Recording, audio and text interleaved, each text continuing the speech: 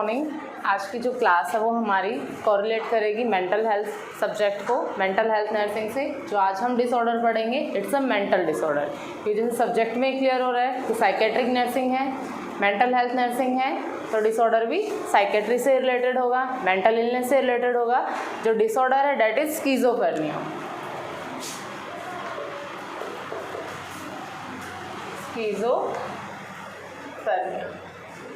Schizophrenia है क्या?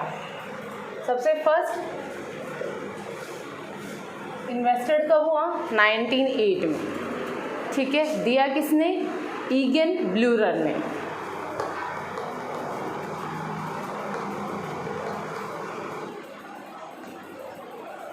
ठीक है, स्किज़ोफ्रेनिया को किसने रिसर्च आउट किया है, किसने फाइंड आउट किया है, डिस्कवर किसने किया है? ईगन ब्लूरर ने। कब? 1908 के अंदर। ठीक है, स्किज़ो दो वर्ड से मिलके बना है, स्किज़ो एंड फर्न। ठीक है, schizo means split, schizo means split and phren means mind. तो हमारी स्किज़ोफ्रेनिया का मतलब क्या हुआ? Split in mind. ठीक है, स्किज़ोफ्रेनिया किसने दिया हमें? ईगन ब्लूरर ने। कब? 1908 में। ठीक है, दो वर्ड से मिल के बना है, स्किज़ो प्लस फर्न। स्किज़ो मीन्स स्प्लिट होना चीज़ों का और फर्न मीन्स माइंड। स्प्लिट होना क्या होता है? फिसल जाना। अब माइंड के अंदर कौन कौन सी चीज़ें रहेंगी जो फिसल जाएंगी?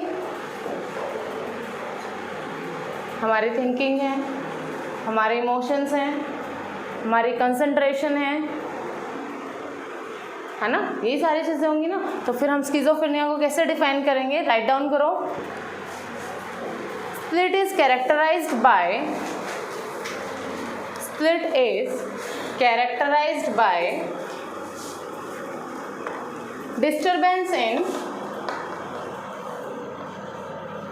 disturbance in mind, thinking, disturbance in mind, thinking, emotions, violence and concentration। ठीक है, थिंकिंग कि हम चीज़ें अच्छे से सोच नहीं पा रहे हैं, है ना। फिर वॉयलेंसेस क्या होते हैं? इमोशंस।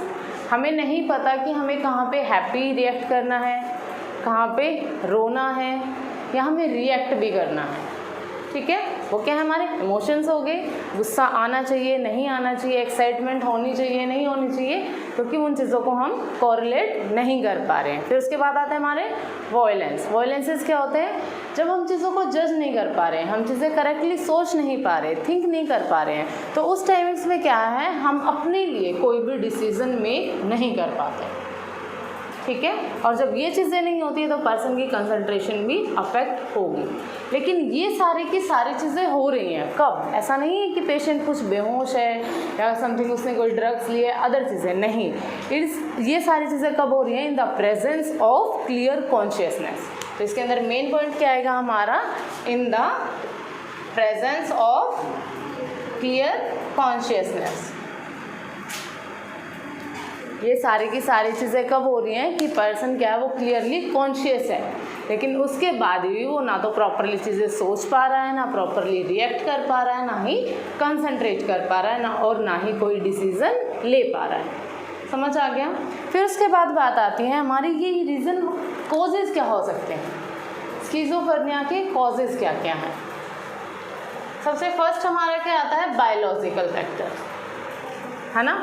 कौन कौन सी चीज़ें अफेक्ट करती हैं? हम लोग पढ़ते हैं ना, बायोलॉजिकली, साइकोलॉजिकली, सोशली, ये चीज़ें अफेक्ट करती हैं हमें। बायोलॉजिकली मीन्स जो चीज़ें जेनेटिकली हो रही हैं। ठीक है, तो सबसे फर्स्ट हमारा क्या है? Biological factor.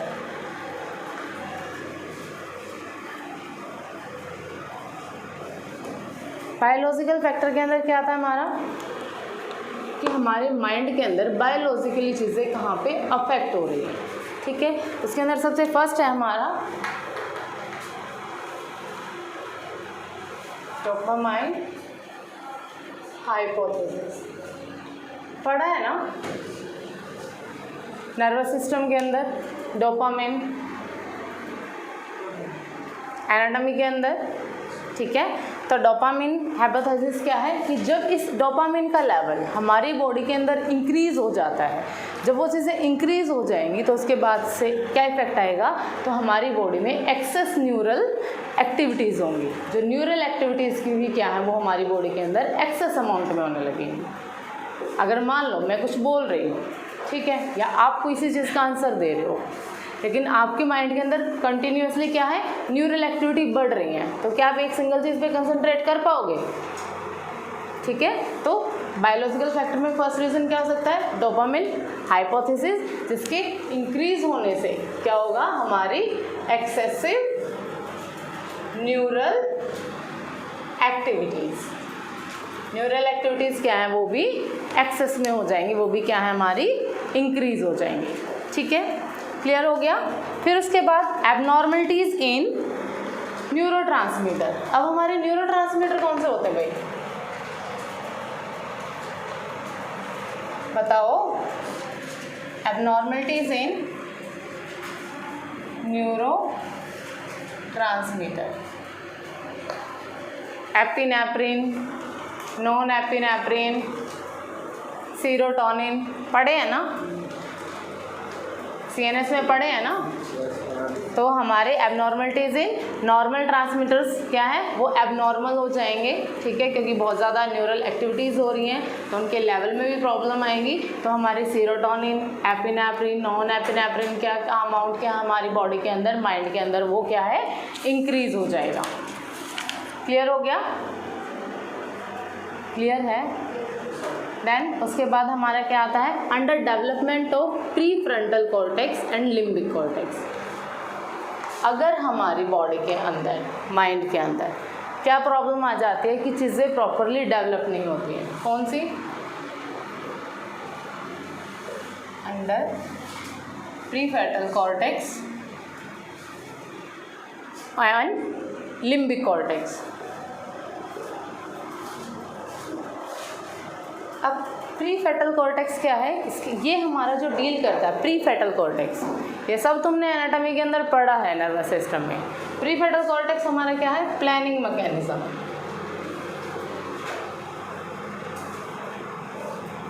ठीक है।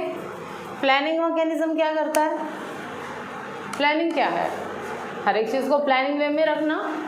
हमारा माइंड क्या है, वर्ड्स को, हमारी थिंकिंग को, हमारी फीलिंग्स को, वो सारी चीज़ें क्या करता है, प्लान के अंदर रखेगा प्लानिंग मैकेनिज्म में। अगर हमारा प्लानिंग मैकेनिज्म जो है प्री फेटल कॉर्टेक्स है वो अंडर डेवलप्ड है, वो प्रॉपरली डेवलप नहीं होगा, तो क्या है, हमारी प्लानिंग अफेक्ट हो जाएगी। और प्लानिंग मैकेनिज्म क्या है, हमारी इम्पल्सेस को कंट्रोल करता है। और हमारी इम्पल्सेस किस चीज़ के लिए, सोचने के लिए, रिएक्ट करने के लिए, डिसीजन लेने के लिए, ठीक है। तो प्री फेटल कॉर्टेक्स के अंदर क्या हुआ, हमारा प्लानिंग मैकेनिज्म, और उससे क्या हुआ, वो क्या करता है प्लानिंग मैकेनिज्म, हमारी इम्पल्सेस जो हैं उनको कंट्रोल करता है, ठीक है। फिर उसके बाद हमारा क्या है, लिम्बिक कॉर्टेक्स। अब लिम्बिक कॉर्टेक्स के अंदर क्या है, इसको हम चाइल्ड ऑफ द ब्रेन भी कहते हैं, ठीक है। लिम्बिक कॉर्टेक्स को हम क्या बुलाते हैं, child of the brain, brain का चाइल्ड कौन सा है, हमारा लिम्बिक कॉर्टेक्स। अब चाइल्ड बोल दिया तो क्या है, उसके अंदर हैप्पीनेस होगी, एक्साइटमेंट होगी, है ना, खुशी होगी, तो वो सारी चीज़ें, पेन को भी डिसलाइक करेगा। बच्चा ज़रा सा पेन हो जाए, कोई भी ज़रा सा उसको डांट दे तो क्या होता है, रोने लग जाता है ना बहुत जल्दी। तो वो सारी चीज़ें कौन को डील करता है हमारी बॉडी के अंदर, लिम्बिक कॉर्टेक्स, ठीक है। फिर नेक्स्ट आता है हमारा कोजेनियस मैरिजेस। अब कोजेनियस मैरिजेस कौन सी होती हैं, बता सकता है कोई, जो कि ब्लड ग्रुप्स में मैरिजेस होते हैं, ठीक है। कोजेनेसिस मैरिजेस कौन सी होती हैं, ब्लड ग्रुप मैरिजेस, जैसे मुस्लिम्स में होती है ना, ब्लड ग्रुप्स में मैरिज होती है ना, ठीक है, वो चीज़ें कि मामा की बेटी के साथ होगी, बुआ के बेटे के साथ होगी, वो क्या है हमारी ब्लड रिलेशन मैरिजेज, जिसकी वजह से क्या है स्किज़ोफ्रेनिया के चांसेस ज़्यादा इंक्रीज हो जाते हैं क्योंकि वो हेरिडिटरी हैं, ठीक है। फिर उसके बाद हमारा क्या आता है prenatal and perinatal. Prenatal delivery, pre PRE पहले, पेरी बाद में, पोस्ट में, ठीक है। तो लेबर के टाइमिंग्स पे, डिलीवरी के टाइमिंग्स पे, प्रेगनेंसी के टाइमिंग्स पे कोई भी ऐसे फैक्टर जिनकी वजह से चीज़ें अफेक्ट हो सकती हैं, मदर को कोई इन्फ्लुएंजा हो गया हो, कोई डिजीज़ कंडीशन हो गई हो, लेबर बहुत ज़्यादा ऑब्स्ट्रक्टिव रही हो, उस कंडीशन से। क्लियर हो गया। फिर उसके बाद आता हमारा सेकंड साइकोडायनामिक थ्योरीज, ठीक है। सेकंड क्या था हमारा, सबसे फर्स्ट हमने पढ़ा बायोलॉजिकल फैक्टर, ठीक है, जिसके अंदर सबसे फर्स्ट क्या था डोपामिन हाइपोथेसिस, अगर वो इंक्रीज हो जाता है तो उसकी वजह से क्या हमारी बॉडी के अंदर एक्सेसिव न्यूरल एक्टिविटीज़ होती हैं। फिर हमारी बॉडी के अंदर हमारे जो माइंड के अंदर हार्मोन्स है उसके अंदर चेंजेस आ जाना, सीरोटोनिन, एपिनेफ्रिन, नॉन एपिनेफ्रिन का इंक्रीज हो जाना, ठीक है। फिर उसके बाद क्या था हमारा अंडर डेवलपमेंट, हमारे जो प्री फेटल कॉर्टेक्स है और लिम्बिक कॉर्टेक्स है वो प्रॉपरली डेवलप नहीं हो पाते हैं, ठीक है। प्री फेटल फैक्टर क्या करता है, हमारी बॉडी के अंदर एक प्लानिंग मैकेनिज्म को डील करता है और प्लानिंग मैकेनिज्म के थ्रू ही हमारी जितनी भी नर्व इम्पल्सेस हैं उनको कंट्रोल किया जाता है, ठीक है। फिर उसके बाद क्या हमारा लिम्बिक कॉर्टेक्स, लिम्बिक कॉर्टेक्स क्या है हमारे माइंड का चाइल्ड है, ठीक है। वो क्या करता है हमारे बॉडी के अंदर हमारे इमोशंस को करेक्ट करना, ठीक है, पेन हैप्पीनेस रखना, एक्साइटमेंट, पेन को डिसलाइक करना, वो सारी चीज़ें। कॉजेनेसिस मैरिजेस क्या है कि ब्लड रिलेशन से में मैरिज होना, ठीक है, जिसकी वजह से चीज़ें क्या है सिजोफ्रेनिया का रेट क्या है वो इंक्रीज हो जाता है, होने के चांसेस ज़्यादा रहते हैं। एंड लास्ट क्या था हमारा perinatal and postnatal risk factor, ठीक है। फिर सेकंड फैक्टर हमारा क्या है psycho dynamic theories. Psycho dynamic theories के अंदर क्या होता है ईगो सुपर ईगोस पढ़ी है ना, ठीक है, वो सारी चीज़ें क्या प्रॉपरली डेवलप्ड नहीं होती, ठीक है।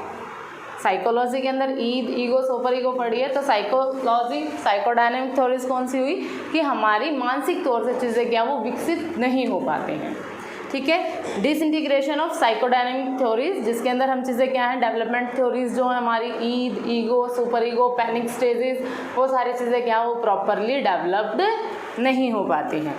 फिर उसके बाद और कौन सी चीज़ें हमारे मानसिक तौर से हमें चीज़ों में अफेक्ट करती हैं, पुअर मदर चाइल्ड रिलेशनशिप होता है ना, या पेरेंट्स के साथ ही अच्छी ना बनती हो बच्चे की, ठीक है, वो चीज़ें भी क्या है अफेक्ट करेंगी। फिर उसके बाद कि मदर एंड फादर दोनों सेपरेटली रह रहे हैं और दोनों बच्चे को एक डिसीजन के लिए अलग अलग राय देते हैं, तो क्या है बच्चे के थॉट क्या होंगे कॉन्फ्लिक्ट होंगे, कंफ्यूज हो जाएगा बच्चा, ठीक है, जिसकी वजह से क्या हमारी साइकोडायनामिक डेवलपमेंट क्या वो अफेक्ट होगी। क्लियर हो गया, समझ आ गया। फिर उसके बाद आता है हमारा third stress model. Stress model के अंदर क्या हो सकता है बताओ। स्ट्रेस मॉडल कोई भी स्ट्रेसफुल लाइफ इवेंट रहा हो, मूवीज़ में टीवीज़ में दिखाते हैं ना, किसी लव्ड वन की डेथ होगी तो पर्सन क्या पागल हो जाता है ना। तो कोई भी स्ट्रेसफुल इवेंट ऐसा रहा हो लाइफ के अंदर, किसी क्लोज पर्सन की डेथ हो गई हो, कोई अच्छा रिलेशनशिप ब्रेक हो गया हो, वो सब क्या है स्ट्रेसफुल इवेंट। या फिर किसी चीज़ की डिज़ायर थी जो आपको चाहिए थी और आप वहाँ तक पहुँच भी गए थे, लास्ट मोमेंट में सारी चीज़ें ब्रेक हो गई, कोई एक ऐसा इवेंट आया, कुछ भी ऐसा लगा, ऐसी चीज़ें हुई कि सारी चीज़ें कोलैप्स हो गई, ठीक है। फिर नेक्स्ट क्या है हमारा सोशल फैक्टर। फोर्थ पॉइंट क्या है हमारा सोशल फैक्टर। सोशल किससे रिलेटेड है, सोशल किससे रिलेटेड है समाज से, है ना। तो सोशल फैक्टर के अंदर क्या आएगा सोशल आइसोलेशन, वो समाज से खुद को अलग रखता है, चीज़ों के साथ डील नहीं कर पाता है। अब और कौन सी चीज़ें हैं अफेक्ट करेंगी? आपका कोई फ्रेंड ग्रुप है जो रिच क्लास है, या आपके पेरेंट्स ने मेहनत करके काफ़ी अच्छे स्कूल में डाल दिया, लेकिन उनका लाइफस्टाइल चेंज है, ठीक है, बच्चे उसको चिढ़ाते हैं, इरिटेट करते हैं, तो क्या है, बच्चे के माइंड पे इफेक्ट जाएगा ना। तो पुअर हाउसिंग कंडीशन, ठीक है, आपके एज ग्रुप के सब बच्चे जॉब कर रहे हैं लेकिन आपको नहीं मिली है, क्या है, प्रॉब्लम होती है ना। सोशली आप खुद को अलग रखते हो, क्यों? नहीं तो बाकी आपसे भी पूछेंगे कि आप क्या कर रहे हो। वो चीज़ें क्या आपको डिप्रेस्ड करेंगी।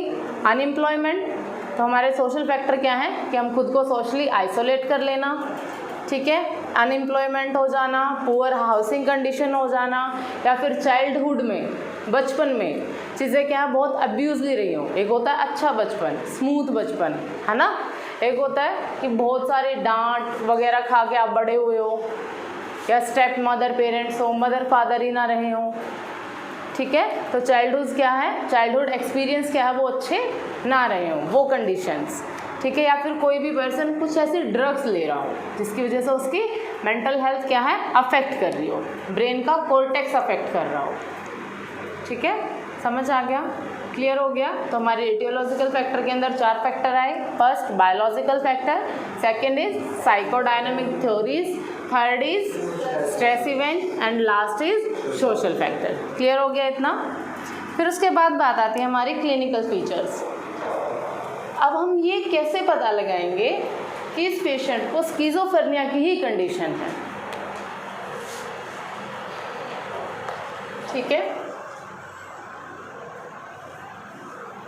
क्लिनिकल फीचर्स के अंदर क्या होता है, या तो सिम्टम्स अचानक से आए हैं, दो ही कंडीशन हो सकती है ना, या तो जो भी हमारे साइन एंड सिम्टम्स हैं वो सडनली अकर हुए हैं, या फिर डेवलप ग्रेजुअली, कि धीरे धीरे कोई ना कोई एक एक सिम्टम्स क्या है वो बढ़ता जा रहा था, या फिर अचानक से चीज़ें क्या है वो रिएक्ट होने लगी। यही होगा ना, तभी तो बोलते हैं क्रोनिक इलनेस या एक्यूट इलनेस, है ना, ठीक है। तो उसके अंदर सबसे फर्स्ट क्या आएगा, टेंशन,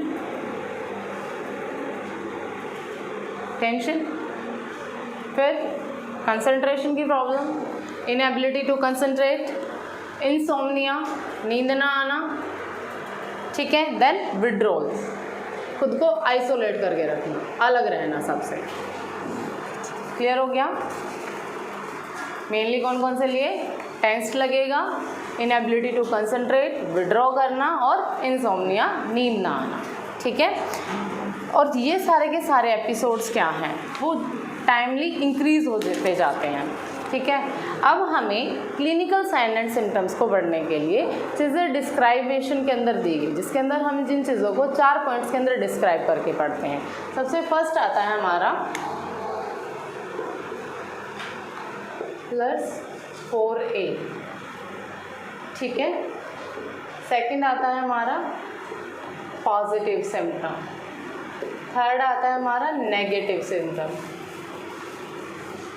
एंड लास्ट आता है हमारा सिंपल, ठीक है। जो 4A है, 4A कैसे स्टैंड करता है हमारे पास, ईगन ब्लर नहीं दिया ना हमें 1908 के अंदर स्किज़ोफ्रेनिया को, तो उसी ने हमें 4A की थ्योरीज दी हैं।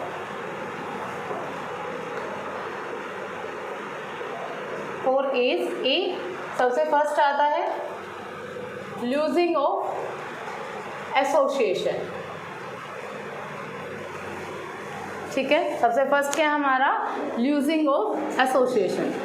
एसोसिएशन क्या है, हम चीज़ों को लॉजिकली सोच नहीं पाते, ठीक है। मान लो नर्स ने पूछा कि आप क्या कर रहे हो, तो क्लाइंट के रिएक्शन आए हाँ मतलब वो नहीं सोच पा रहा कि उसको आंसर क्या देना है, उसे नहीं पता उसको वर्ड्स को कैसे मिक्सअप करके और रिप्लाई क्या करना है, ठीक है। तो क्या है, इनएबिलिटी टू थिंक लॉजिकली, वो चीज़ों को लॉजिकली नहीं सोच पा रहा है।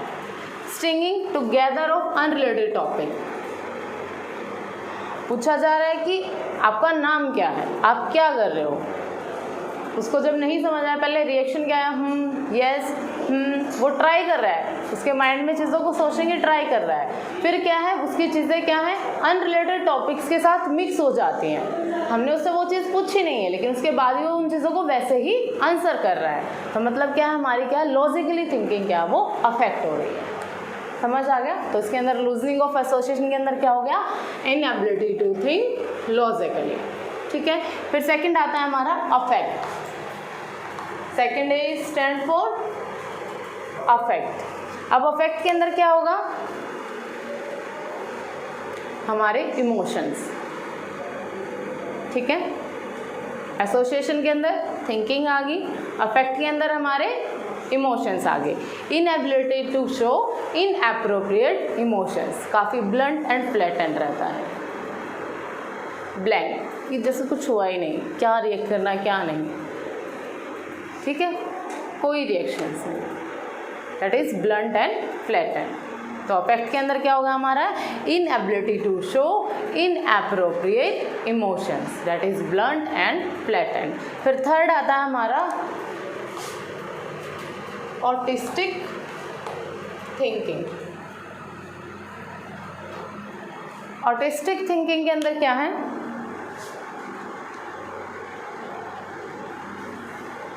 कि पर्सन खुद को अदर इन्वायरमेंट के साथ रिलेट नहीं कर पाता, उसको नहीं पता उसके हिसाब से बाहर के इन्वायरमेंट में क्या चीज़ें हो रही हैं क्या नहीं, वो उनके साथ कॉम्बिनेशन नहीं कर पाता, या फिर ये कह लें कि उसको कोई फ़र्क नहीं पड़ता, क्यों, उसके अकॉर्डिंगली अदर इन्वायरमेंट एग्जिस्ट ही नहीं करता। That is called autistic thinking. समझ आ गया? Here is individual is unable to relate to others, वो अदर्स के साथ रिलेट नहीं कर पाता, या फिर हमारे इन्वायरमेंट के साथ चीज़ों के साथ रिलेट नहीं कर पाता, और प्रीओकेशंस विद सेल्फ, कई बार खुद से ही चीज़ें ये होने लगती है कि नहीं छोड़ो मुझे क्या करना है। ठीक है, वो कंडीशन क्लियर हो गया। फिर उसके बाद बात आती है हमारी फोर्थ ए में, ambivalence. Fourth A stand for ambivalence. Ambivalence के अंदर क्या होता है, किसी भी चीज़ पे बात कर रहे हैं, कई बार क्या होता है ग्रुप डिस्कशंस रखे जाते हैं। ग्रुप डिस्कशन में हम क्या करते हैं कि कोई टॉपिक दे दिया जाता है और उस पर सब अपने पॉइंट्स रखते हैं, लेकिन उसके बाद भी लास्ट में विनर कौन होता है, जो अपने पॉइंट पे स्टेबली रहता है और जिस पॉइंट के साथ उसने अपना डिस्कशन शुरू किया था वो उन्हीं पॉइंट्स को करेक्टली प्रूव कर देता है। ठीक है, तो हमारी एम्बिवैलेंस थ्योरी के अंदर क्या होती है कि पेशेंट क्या है, जो पर्सन है वो अपने आइडियाज़ को, अपने डिज़ायर्स को, अपने इमोशंस को सेम टाइमिंग्स में सेम पर्सन के साथ वो अपोजिट हो जाते हैं। ठीक है, अगर किसी ने पूछा कि खाना खाना है, यस, फिर नो, सडन, दैट इज एम्बिवैलेंस। ठीक है, क्लियर हो गया। फिर उसके बाद आती है हमारी बात पॉजिटिव सिम्टम्स। ठीक है, पॉजिटिव सिम्टम्स मीन्स जो नॉर्मली एक्सपीरियंस नहीं होते बट प्रेजेंट होते हैं इन पीपल्स के अंदर। ठीक है, जैसे डिल्यूजन, डिल्यूजन होना, चीज़ों का भ्रम होना। डिल्यूजन मीन्स चीज़ों का भ्रम होना।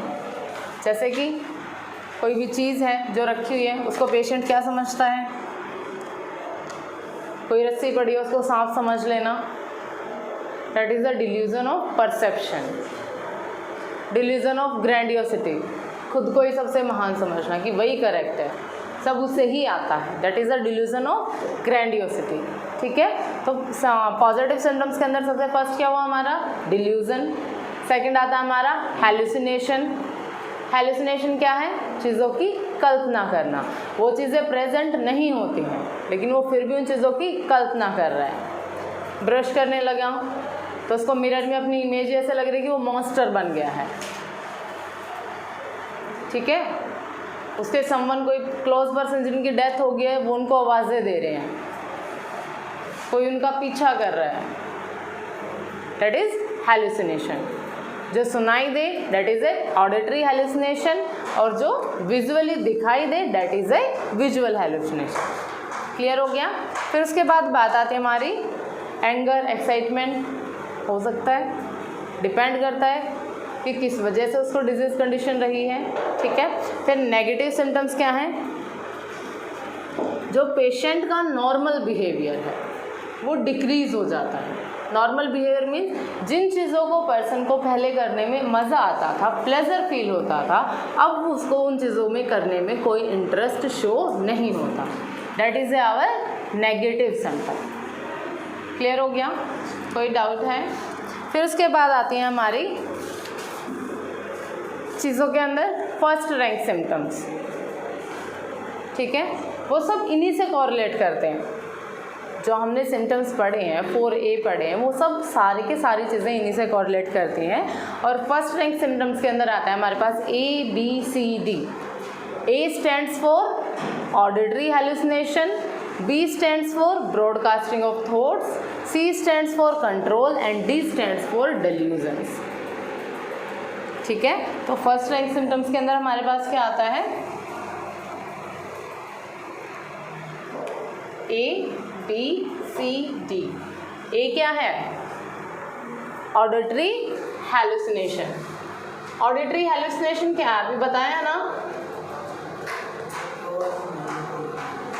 आवाज़ें सुनाई देना, ठीक है। B broadcasting. ब्रॉडकास्टिंग का मतलब क्या है, ब्रॉडकास्ट करना, लाइव करना, आंसरिंग करना। तो हमारे माइंड के अंदर ब्रॉडकास्टिंग किसकी होती है, हमारी थॉट्स की, हमारे आइडियाज़ की, हमारे बिलीव्स की, ठीक है। फिर उसके बाद कंट्रोल, अफेक्ट होता है हमारा कंट्रोल भी। फिर डिलीजेंस, चीज़ों का भ्रम होना, जो चीज़ें प्रेजेंट नहीं है या जो चीज़ें हमारे सामने हैं, पेशेंट उनकी चीज़ें के बारे में क्या है, नेगेटिव सोचता है। जैसे अपने पार्टनर के लिए सोचना, जिसमें कि सारी चीज़ें लॉयल है, करेक्ट है, लेकिन वो फिर भी उसके ऊपर शक करता है कि वो उसको हार्म पहुंचाना चाहती है। खाना है, खाने के अंदर ये सोचना कि जहर मिलाया हुआ है, वो क्या है, सब भ्रम है ना, दैट इज़ डिल्यूजन्स। क्लियर हो गया? कोई डाउट है टॉपिक के अंदर? नेक्स्ट क्लास के अंदर हम पढ़ेंगे क्लासिफिकेशन ऑफ स्किज़ोफ्रेनिया। इस वीडियो को लाइक करें, हमारे चैनल को सब्सक्राइब कर बेल आइकन जरूर प्रेस करें।